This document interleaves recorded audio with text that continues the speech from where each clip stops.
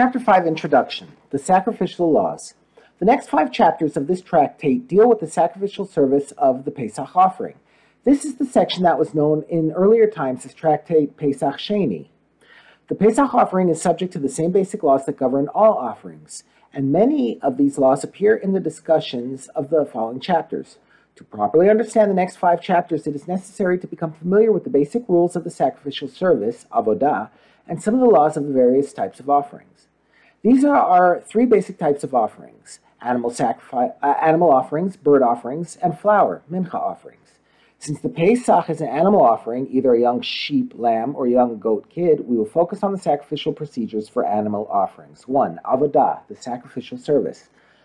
The procedure for bringing an animal offering is as follows. The animal is slaughtered in the temple courtyard in the same manner as we slaughter animals for food, shechita, and the blood gushing from its neck is caught in a sanctified bowl by Kohen.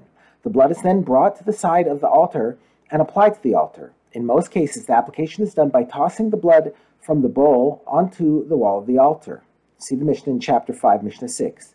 The carcass is then cut open, and some of its organs and fats, known as emurin, sacrificial parts, are removed and burned on the altar. The meat of the offering is then generally eaten either by the Kohanim or by the owner of the offering and his guests.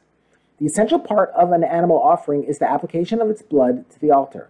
Although there is a mitzvah to burn at least some part of all animal offerings on the altar, it is the application of the blood that makes the offering valid. See the Mishnah in chapter 7, Mishnah 5. If the blood is applied properly, the offering is valid, even if none of its sacrificial parts were burned on the altar. A. The blood service. As mentioned above, the blood service consists of 4 actions. A. Slaughter, shechita. This makes blood available for the service. B. Receiving the blood in the sacred vessel, Kabbalah. C. Bringing the blood to the altar, holacha. D. Throwing or applying the blood to the altar, zerika. These 4 actions are all essential to the validity of an animal offering. The omission of any of them invalidates the offering. Similarly, if any of these 4 procedures is improperly performed or disqualified, the offering is invalid. It is during these 4 actions that an offering could become invalidated by improper intention. B. Eating. It is a mitzvah for the Kohanim to eat the parts of the offerings given to them. Moreover, the sages teach the Kohanim eat and the owners gain atonement thereby. However, the Kohanim's eating of the meat is not essential to the validity of the offering. The owners do not have a mitzvah to eat the meat of the offerings permitted them. Rather, their obligation is only to make sure that the offering is eaten within the required time, but they may give it to other people to eat. There are 2 exceptions to this: the Pesach and Hagigah offerings eaten at the Seder. There is an obligation upon every Jew to eat of these offerings. Therefore, one recites a blessing before performing this mitzvah. See the Mishnah chapter 10, Mishnah 9. Even in these cases, however, the failure to eat from these offerings does not invalidate them retroactively. One who does not eat has merely failed to fulfill the mitzvah of eating. Nevertheless, the Mishnah in chapter 7, Mishnah 4 teaches that the Pesach is offered specifically for the purpose of eating. Therefore, in the case of a Pesach, the sacrificial service must have the purpose of making it possible to eat the meat. For this reason, a person who is incapable of eating at least a kazayas, olive's volume of meat, is not qualified to join in a Pesach. 2.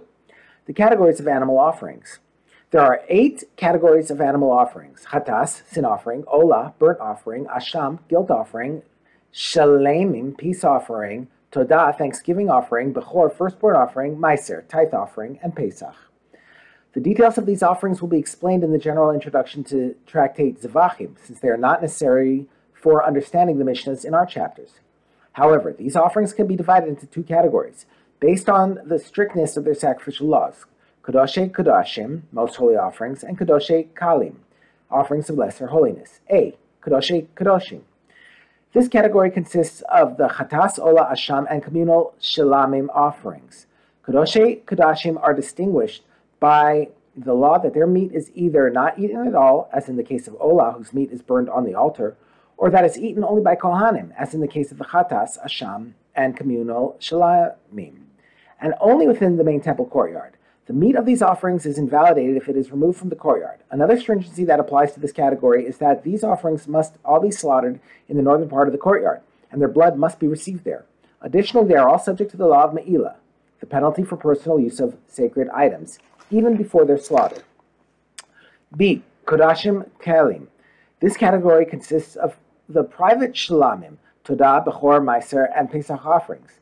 These offerings may be slaughtered anywhere in the courtyard.